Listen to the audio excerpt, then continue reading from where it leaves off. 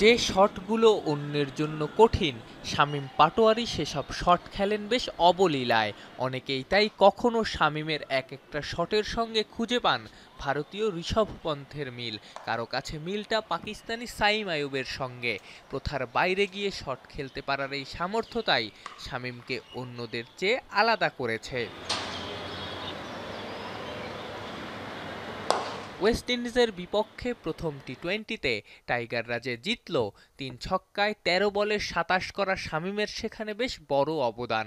তার ওই ঝড়েই দলের টোটাল ১৫০'র কাছাকাছি গেছে, বোলাররাও লড়াই করার উপাদান পেয়েছেন। শর্টার ভার্সনে সবসময় শর্ট খেলতে হবে, যেভাবে হোক আপনার রান করতে হবে, যে সিচুয়েশনে নামুক না কেন নাম্বার ওয়ান পারফরমেন্সটা। তো আমি মনে করি যে ওর যথেষ্ট কনফিডেন্স আছে শর্ট খেলার, ক্লিন শর্ট খেলে। শামীম পাটোয়ারি খুবই পাওয়ারফুল একজন হিটার এবং এটা ওর ন্যাচারাল অ্যাবিলিটি। আপনি হিটিংয়ের যে অ্যাবিলিটিটা এটা আসলে প্র্যাকটিস করে ইমপ্রুভ করতে পারবেন, বাট যদি আপনার অ্যাবিলিটিটা না থাকে ওইটাকে খুব বেশি দূরে নিয়ে যাওয়া যায় না।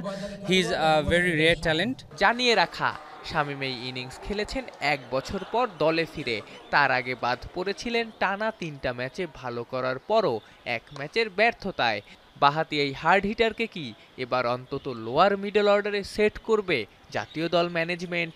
তো প্রথম থেকে আশাবাদী বলেই তো ওকে হাই পারফরমেন্সে আমরা নার্সিং করেছি, এবং ইয়াং প্লেয়ার যথেষ্ট সময় আছে এখনও, নিজেকে আরও ভালো মতো নার্সিং করলে আরও ভালো ক্রিকেটটা খেলতে পারে। শামীমের যে অ্যাবিলিটি রয়েছে আমি মনে করি শুধু নাম্বার 7 না, I believe he has that ability যে ও বাংলাদেশে হোয়াইট বল ক্রিকেটে he can be a proper middle order. আমাদের মুশফিকুর রহিম, মাহমুদুল্লাহ রিয়াদ অলমোস্ট ক্যারিয়ার শেষ পর্যায়ে চলে এসেছেন এবং তাদের রিপ্লেসমেন্ট হিসেবে আমাদের কিন্তু খুবই শক্তিশালী মিডল অর্ডার ব্যাটসম্যান দরকার। He has got that ability এবং আমি আশা করব ও কনসিস্টেন্টলি পারফর্ম করে ওর হাতটা রেস করবে, সো দ্যাট সিলেক্টররা ওকে নিয়ে চিন্তা করতে পারে। সিরিজের দ্বিতীয় টি-20 বুধবার। এক ম্যাচ হাতে রেখে সিরিজ নিশ্চিতের মিশনে নিশ্চিতভাবেই শামীমের ব্যাটের দিকে বাংলাদেশ দলের নজর থাকবে। আফনান পিয়াল, যমুনা স্পোর্টস, ঢাকা।